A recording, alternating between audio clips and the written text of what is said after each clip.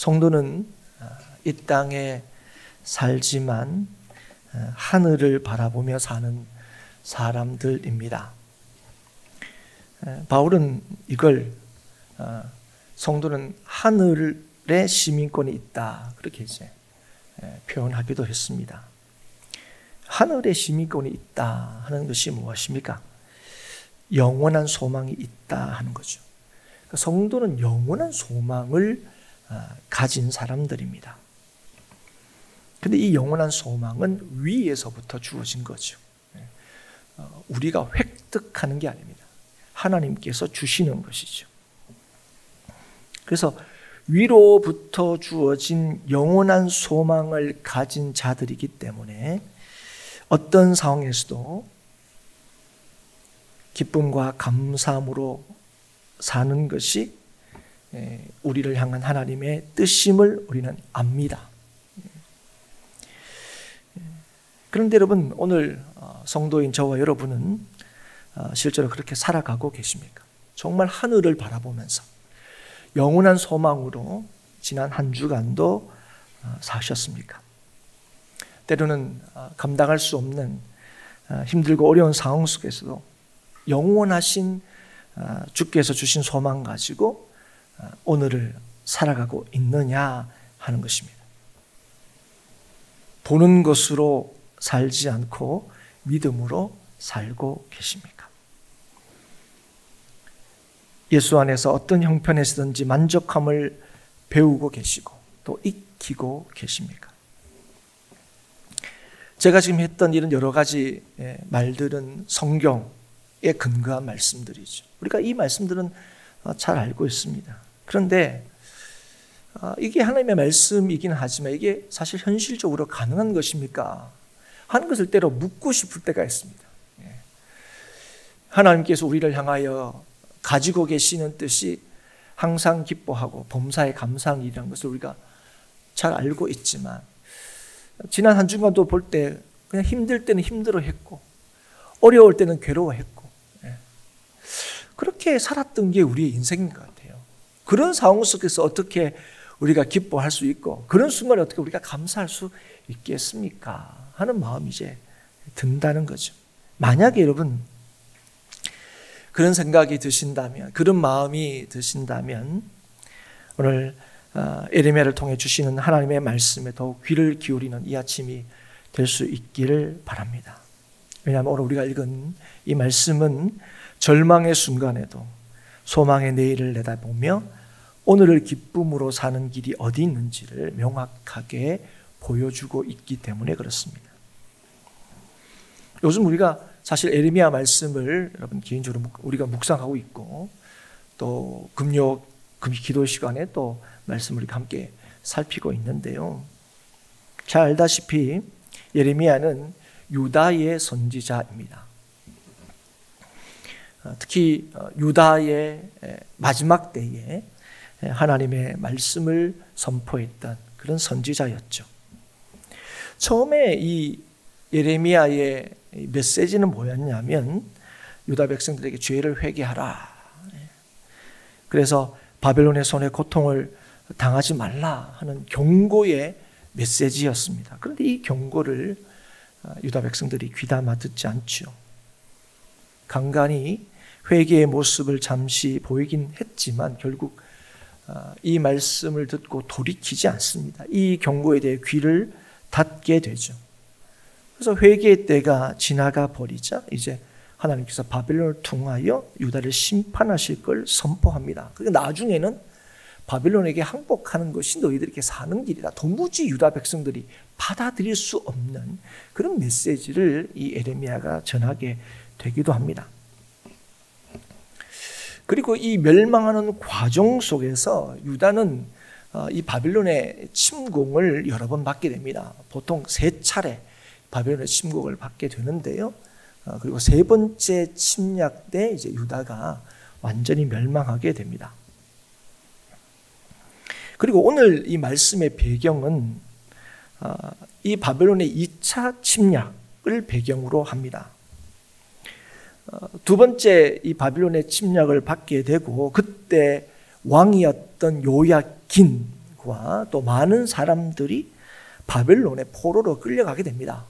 망하고 난 뒤에 끌려간 게 아니고 이 두 번째 침략 이후에도 적지 않은 사람들, 이 여호야킨 왕을 비롯해서 적지 않은 사람들이 이 바벨론으로 포로로 끌려가게 돼요. 오늘 우리가 읽은 이 29장의 말씀, 그리고 오늘 우리가 읽은 10절부터 14절까지의 이 말씀도 바로 이 바벨론에, 이때 바벨론의 포로로 끌려간 자들에게 에레미야가 보낸 편지의 내용입니다. 그러니까 이때가 언제냐 하는 정확한 연대는 알 수가 없지만 아마 유다의 마지막 왕인 시드기야 초기에 때일 것이다, 그렇게 추정을 합니다. 그러니까 유다가 멸망하기 약 한 10여 년 전, 그때의 일이죠.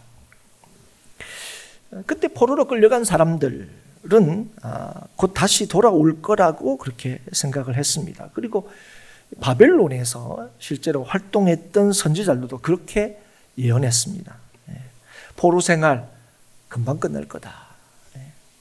그런데 오늘 이 에레미야의 편지를 보면 이 예언이 거짓이다 하는 것을 밝히고 있죠. 하나님께서 이들을 보낸 적이 없다.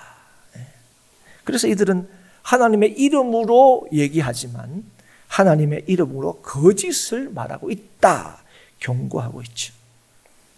그럼 왜 이들이 거짓 예언을 하고 있는 겁니까? 왜 그들의 예언이 거짓 예언일 수밖에 없지요? 그것은 그들의 예언이 하나님의 말씀에 기초하지 않고 백성들의 바람과 마음에 기초했기 때문에 그렇습니다. 어쩌면 선지자들이 이렇게 항변할 수도 있습니다. 선지자가 뭡니까? 하나님의 말씀을 전함으로 백성들에게 소망을 전해주는 거 아닙니까? 그래서 어쩌면 바벨론의 포로로 끌려와가지고 이제 다른 나라 와가지고 이렇게 막 이렇게 속상한 참 쉽지 않은 상황 속에 있는 그들에게 우리가 희망과 소망을 준 게 뭐 그리 잘못입니까? 뭐 이렇게 항변할 수도 있을 겁니다. 그러나 사랑하는 여러분, 백성들의 마음을 얻기 위한 예언은요, 거짓될 수밖에 없을 뿐 아니라 실제로 그들에게 위로를 줄 수도 없습니다. 하나님의 뜻에 기초하지 않는 것은요, 백성들을 현혹시킬 뿐입니다. 그래서 선지자는 하나님의 마음을 따라 하나님의 뜻을 전하는 거죠. 그게 그래서 당장은 아픔이라 할지라도 그게 백성을 회복시키고 온전케 하고 그게 진실로 백성들을 위로할 수 있다는 것입니다. 유다 백성들이 에레미야의 말에 귀를 기울이지 않았던 가장 중요한 이유 중에 하나가 이거죠. 백성들이 듣고 싶은 이야기, 그들이 원하는 이야기를 전하지 않았기 때문에 그렇어요. 회개를 촉구하는 그의 메시지와 하나님께로 돌아오지 않으면, 하나님의 말씀에 순종하지 않으면 하나님께서 너를 심판할 거다 하는 이 메시지, 그 메시지가 달가올 리도 없었고 그 메시지를 전한 에레미야가 소위 이뻐 보일 리도 없었죠. 그러나 사랑하는 여러분, 우리가 반드시 기억해야 될 겁니다. 하나님의 메시지가 때로 아프다 할지라도 그 하나님 말씀에 귀를 기울 때 소망이 생기는 것입니다.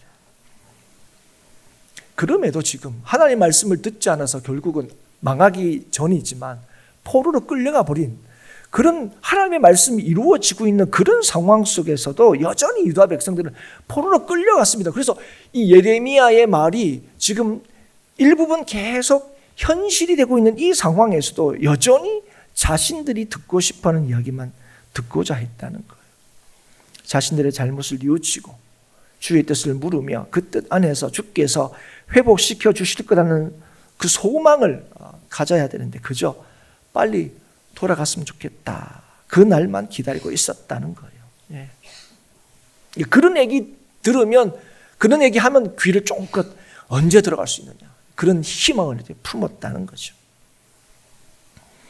포로로 끌려온 이 상황 속에서 그들을 향하신 하나님의 뜻이 무엇이고 하나님께서 그 땅에서 그들이 뭘 하기를 원하시는지에 대한 관심은 전혀 기울이지 않았습니다.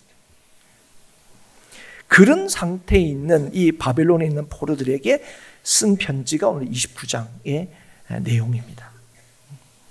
그런데 이제 이 내용이 무엇입니까? 너희들은 속히 돌아오지 못한다. 그렇지 뭐 예레미야가 하는 얘기가 똑같지. 이들은 계속 그 땅에서도 빨리 돌아온다, 돌아갈 수 있다 이러고 있는데 본토에서 이제 그죠? 딱 온 편지가 뭡니까? 너희들은 속히 못 돌아온다 얘기하는 거예요.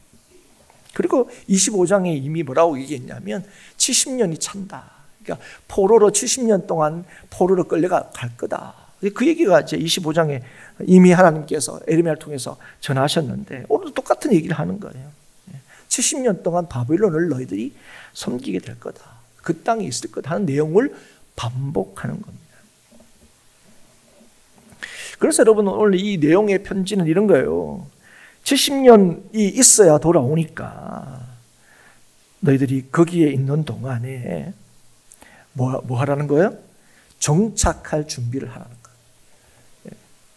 뭐 7일, 7주, 7달이 아니고 70년이기 때문에 포로로 끌려간 너희들 그 바빌론에서 살 준비를 해라. 그게 이 예레미야의 편지의 내용입니다. 여러분 이 편지의 내용을 들었을 때 어쩌면 그래 예레미야 말처럼 됐네. 야 예레미야 말을 참 무시할 수 없네. 이게 참 그런데 예레미야가 편지를 보냈어요. 그럼 이런 상황 속에는 조금 다른 얘기가 오나 펼쳤는데 이전에 자신들이 유다에 있을 때 들었던 똑같은 메시지가 굳이 편지를 통해서 다시 자기에게 전해지고 있는 거예요. 여러분 이 얘기를 듣고 아마 이 많은 이 포로들이 너무 슬프고 속상했을 거예요. 그런 말이면 너무 틀림없잖아요. 그리고 나이가 적지 않은 사람들은 70년 동안 그 땅에 있어야 된다 하는 이 얘기를 듣고 뭡니까? 굉장히 절망적으로 다가왔죠.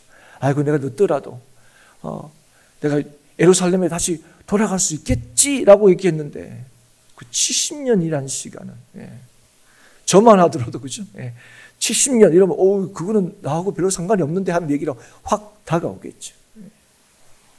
그래서 이 예레미야의 편지는 적지 않은 사람들에게 분노도 불러일으켰을 것입니다. 예레미야의 메시지는 당장 보면 희망을 끊는 절망의 선언처럼 보입니다. 그러나 오늘 하나님께서 예레미야를 통하여 이 말씀을 하시면서 뭘 얘기합니까? 야 너희들은 끝이야. 그 얘기를 하는 게 아니에요. 하나님께서 예레미야를 통하여 소망의 확실한 근거를 주고 계십니다. 조만간 돌아올 수 있어 라는 헛된 소망이 아니라 하나님께서 우리에게 말씀하신 바를 반드시 이루신다 하는 겁니다. 여러분 오늘도 우리가 10절부터 14절까지 우리가 4절만 우리가 읽었지만 이 4절에서도 계속 뭘 얘기합니까? 여호와께서 이와 같이 말씀했다. 여호와의 말씀이다. 여호와의 말씀이다. 여호와의 말씀이다. 이게 얼마나 자주 이게 여호와의 말씀이라는 거예요. 사랑하는 여러분, 하나님이 우리에게 말씀하시고 하나님께서 말씀하신 것을 반드시 이루신다. 그게 뭐라고요? 그게 우리의 소망의 근거와 이유가 된다는 것입니다. 여러분, 포로 생활이 짧지 않을 거다. 70년 포로 생활한다. 이 얘기는요, 어쩌면 현실적으로 포로로 끌려간 사람들에게 소위 나쁜 소식일 수 있습니다. 그런데 여러분, 하나님께서 뭐라고 합니까? 그곳에서 70년을 살기 때문에 집을 짓고 아이를 낳고 일상생활을 하라 하는 것은 뭡니까?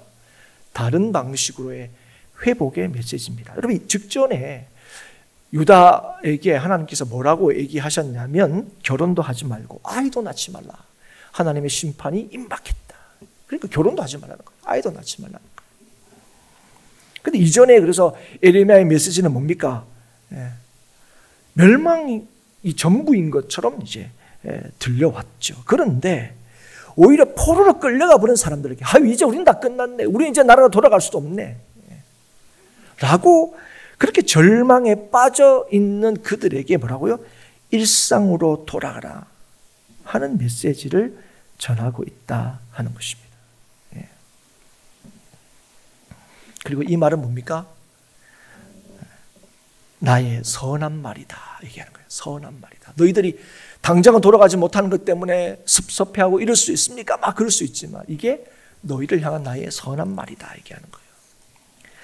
사랑하는 여러분, 우리가 오늘 이 아침에 다시 한번 우리가 깨닫고 기억할 것은 오늘 우리의 소망의 근거는 하나님께서 우리에게 말씀하신다는 것과 하나님께서 우리에게 말씀하신 것을 성취하신다는 데 있습니다. 이걸 꼭 기억하십시오. 우리의 소망이 뭐냐? 나 이만큼 준비했어요. 이만큼 가지고 있어요. 이만큼 갖췄어요가 아니에요. 여러분, 오늘 우리의 소망의 근거는, 우리의 삶의 소망의 근거는요, 오늘 하나님께서 우리에게 말씀하신다는 거예요. 그리고 그 말씀하신 것은 반드시 이루신다는 거예요. 사랑하는 여러분, 하나님께서 우리에게 말씀하시고 그 말씀하신 것은 우리에게 유익이 됩니다. 여러분, 때로는 우리가 도무지 이해할 수 없는 원하지 않는 일이라 할지라도 하나님의 말씀을 붙드는 자에게는 참 소망이 있습니다. 우리에게 하시는 모든 말은 선한 말이라는 사실을 기억하셔야 됩니다. 왜 그러냐? 오늘 우리가 너무 잘 아는 말씀이죠. 11절에 여호와의 말씀이니라. 너희를 향한 나의 생각을 내가 아나니 평안이요 재앙이 아니니라. 너희에게 미래와 희망을 주는 것이니라. 아멘입니다. 여러분, 왜 하나님의 말씀이 선한 말씀입니까? 왜 하나님께서 성취하시는 그 일들이 우리에게 유익입니까? 그것은 우리를 향하신 하나님의 계획이 평안이기 때문에 그렇습니다. 여러분, 이걸 믿으십니까? 그런데 우리는 때로 이 하나님의 말씀에 대해서, 하나님의 계획에 대해서 우리가 때로는 뭐랄까요? 두려워할 때가 있습니다. 그게 뭘까요? 이유가 뭘까요? 그건 하나님의 말씀보다, 하나님의 계획보다 내 계획이 더 옳은 것처럼 여기기 때문에 그렇습니다. 하나님의 말씀보다 내가 눈으로 보는 것, 그게 더 분명하고 확실한 것처럼 여겨지기 때문에 그렇습니다. 그러나 사랑하는 여러분, 하나님의 생각은 너무나 분명합니다. 하나님의 생각은, 하나님의 계획은 어떤 불확실한 요소도 없습니다. 반드시 그 계획을 하나님께서 이루십니다. 그리고 참으로 우리가 감사한 것은 그것은 우리에게 평안이고 미래이고 희망이라는 것입니다. 하지만 우리의 생각은 그렇지 못합니다. 우리의 계획은 그렇지 못합니다. 확실한 듯 보이지만, 분명한 것 같지만 우리의 생각과 계획은 언제나 불확실하고 불투명합니다. 그래서 여러분, 우리는 우리의 생각을, 우리의 계획을 자신할 수가 없습니다. 그런데 꼭 그럴 때가 많죠. 뭐 앞으로는 몰라도 지금은 내가 하나님보다 더 확실하고 분명한 것처럼 얘기할 때가 있다는 거예요. 그러나 그렇지 않습니다. 하나님의 어리석음은 인간의 지혜론보다 더 지혜롭다 말씀하셨어요. 이 말이 뭡니까? 하나님은 어리석으실 수가 없어요. 근데 우리가 그렇게 얘기하죠. 이거 하나님, 이건 뭔가 좀 하나님 실수하시는 것 같아요. 하나님, 이건 하나님 뭔가 좀 잘못하시는 것 같아요. 우리가 그런 마음이 들 때가 있잖아요. 그러나 그 순간도 뭐라고요? 그 순간이, 그 일이 우리의 평안을 위한 일이라는 사실을 여러분 절대로 잊어버리지 말라는 것이죠. 그래서 우리는 언제나 하나님의 뜻을 바라보고 의지해야 됩니다. 그게 믿음이고 그게 지혜입니다. 하나님의 뜻은 언제나 우리의 뜻보다 옳습니다. 그런데 이런 말씀을 너무 잘 알고 있음에도 불구하고 우리가 원하는 방향과 우리의 뜻하는 바대로 우리의 삶이 이루어지지 않을 때 우리는 하나님의 생각에, 하나님의 계획에 의문을 품죠. 바벨론의 포로로 끌려간 자들도 그랬습니다. 자신들의 죄와 잘못을 돌아보기보다는 하나님을 향한 원망 또는 하나님의 능력에 대한 의심을 품었던 것으로 보입니다. 그래서 자신들이 포로로 잡혀온 이유를 하나님께 묻고 돌이키기보다는 그저 빨리 이 상황이 끝나기만을 바란 거죠. 빨리 돌아가기만을 바라는 거죠. 그래서 하나님의 뜻보다 스키 돌아갈 수 있다고 예언하는 자들의 말에 귀를 기울인 것입니다. 사랑하는 여러분, 그러나 우리를 향해 이루시는 하나님의 모든 일의 방향은 평안입니다. 언제나 우리의 유익을 위하여 하나님께서 계획하시고 일하십니다. 하나님께서 오늘도 우리에게 희망과 미래, 희망찬 내일을 주시고자 합니다. 그렇기 때문에 여러분, 오늘 이렇게 일하시고 역사하시는, 우리를 위하시는 이 하나님의 뜻을 믿지 못하면 우리는 우리의 삶에 참 평안을 얻을 수가 없습니다.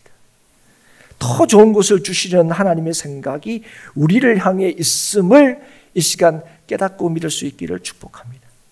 그걸 믿지 못하는 것이 뭐라고요? 그게 불신앙입니다.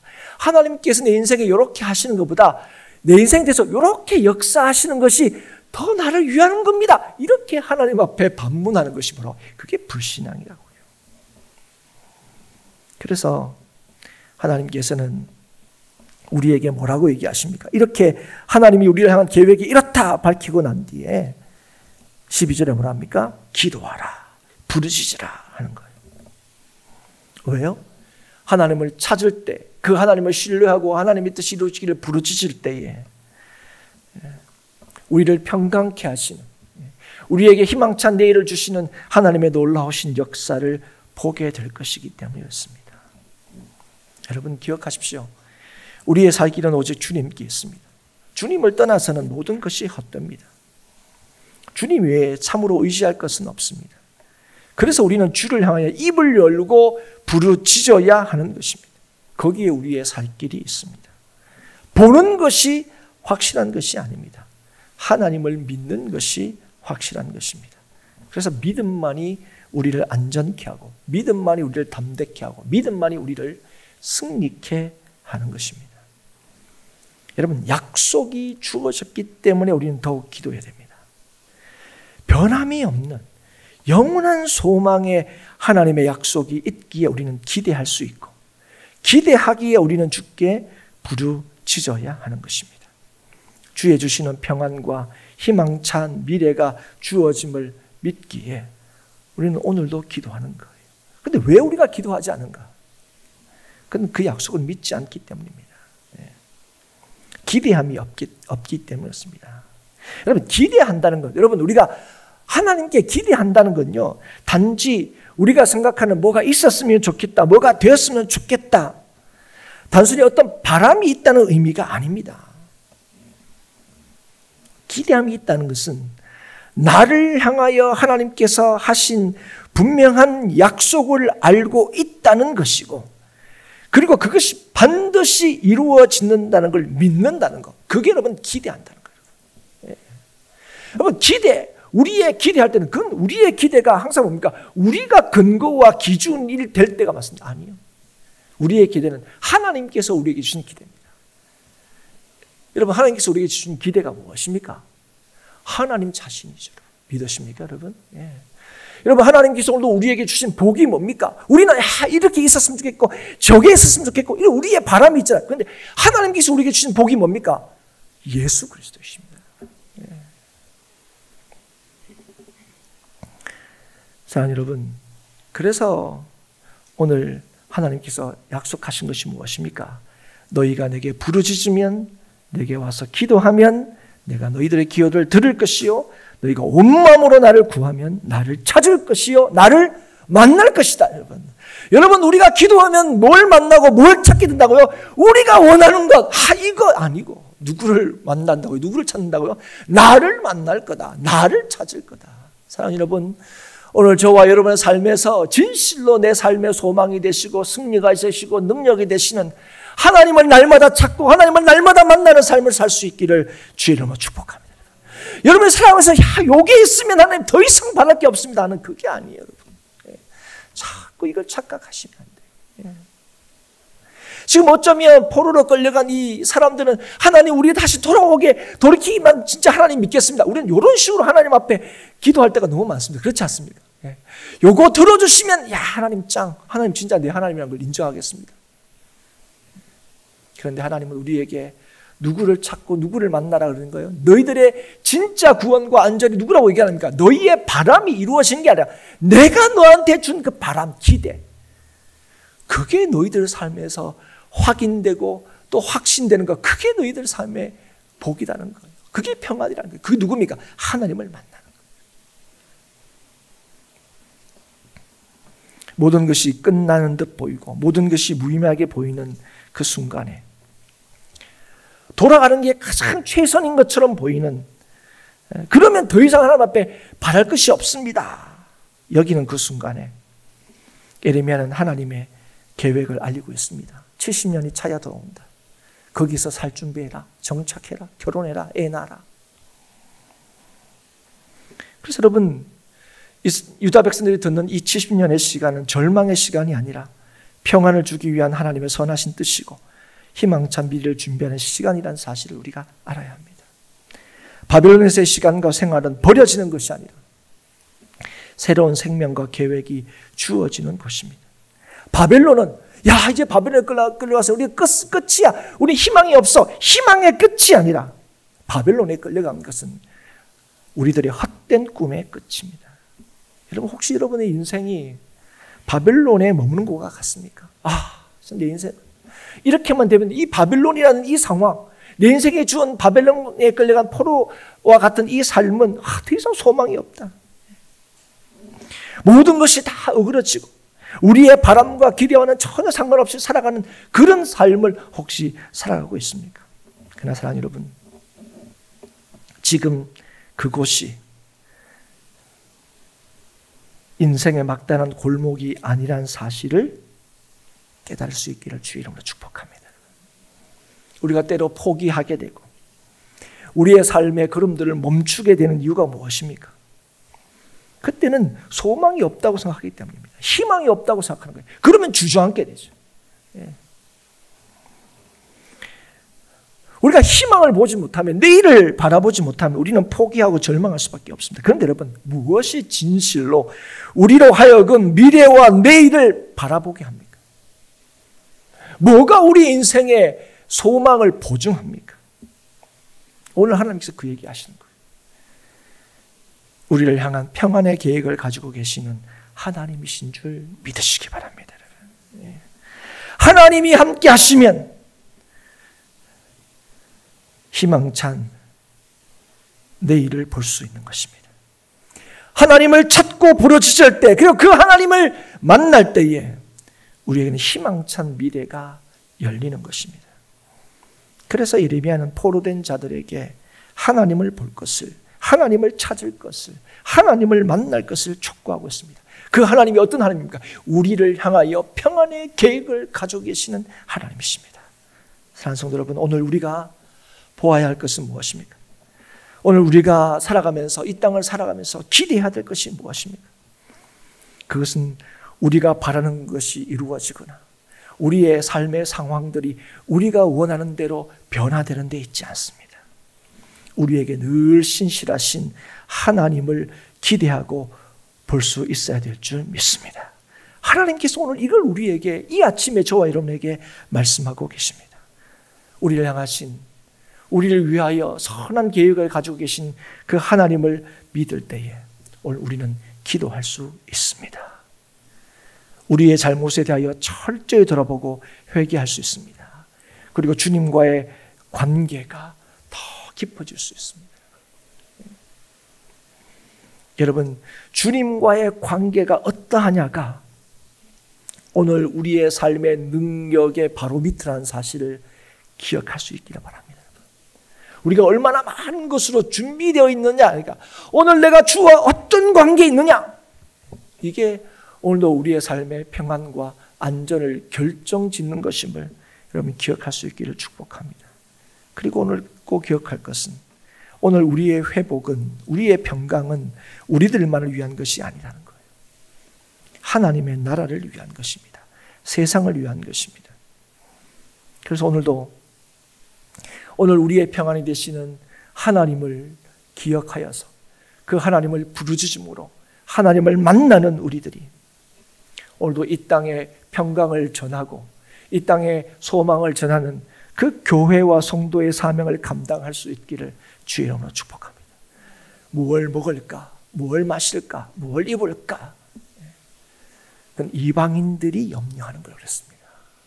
여러분, 오늘 하나님의 나라와 그 의를 구하는 저와 여러분이 될 수 있기를 주의 이름으로 축복합니다. 오늘도 우리가 사는 것은 목숨을 유지하고 부지하기 위한 삶이 아닙니다. 우리에게 주어진 생명을 따라 살아가는 시간임을 여러분 꼭 기억하여서 주의 살아계심과 주의 함께하심과 주의 다스리심을 온 세상에 보여주는 우리 행복한 교회 모든 성도들이 될 수 있기를 주의 이름으로 축복합니다.